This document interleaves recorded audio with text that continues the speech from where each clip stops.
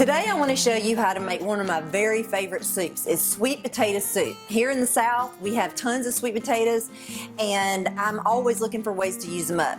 Soup is my one go-to because it's really cheap in calories is what I call it, and it's healthy, and we at least have one soup meal a week, and this is a great one to do.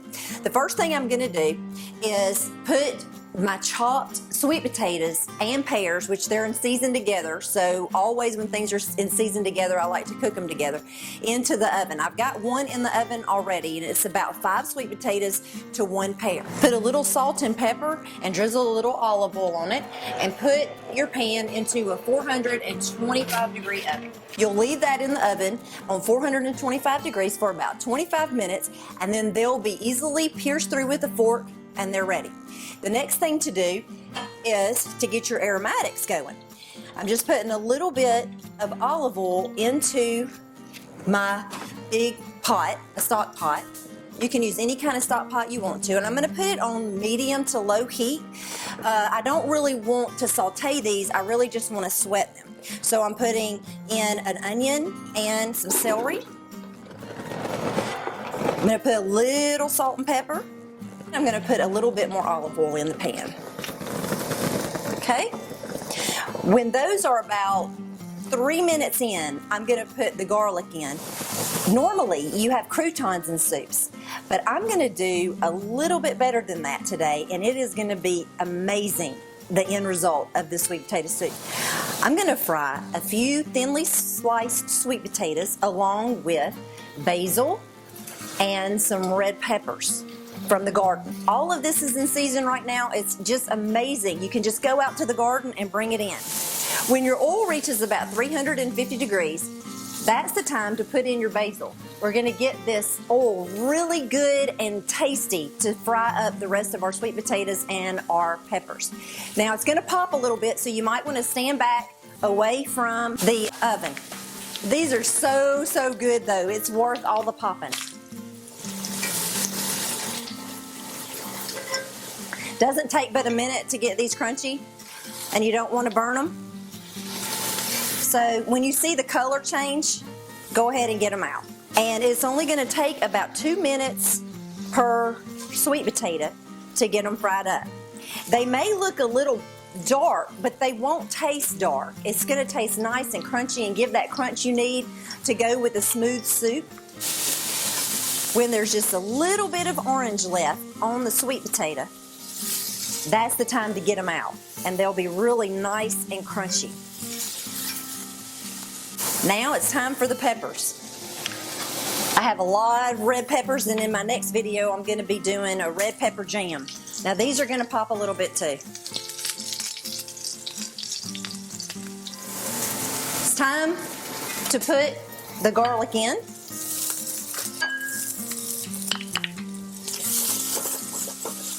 Stir that around. I'm going to let this go for about another minute or 2 before adding the stock. Make sure that garlic is good and toasted. It's time to get the sweet potatoes out of the oven. They're going to be so amazing. I'm piercing it, and it just easily slides right in. They're ready.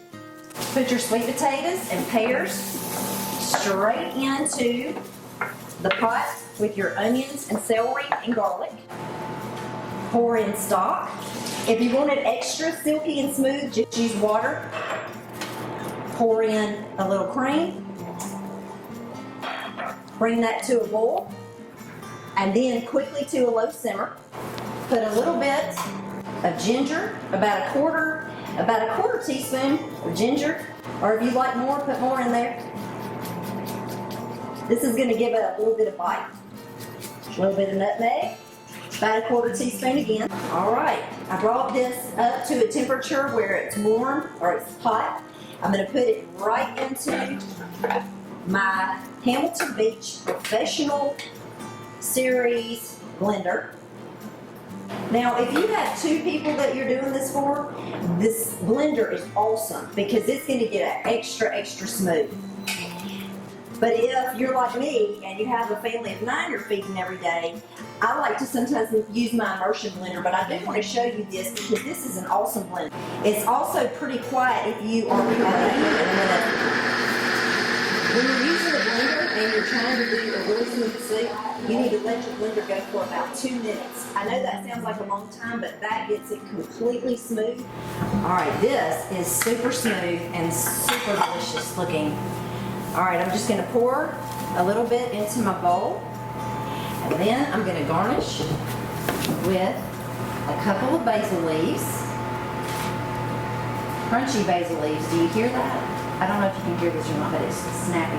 View of the crunchy, I'm gonna call them potato crouton, a little bit of goat cheese, and it's gonna melt right in there, and this is gonna be absolutely delicious.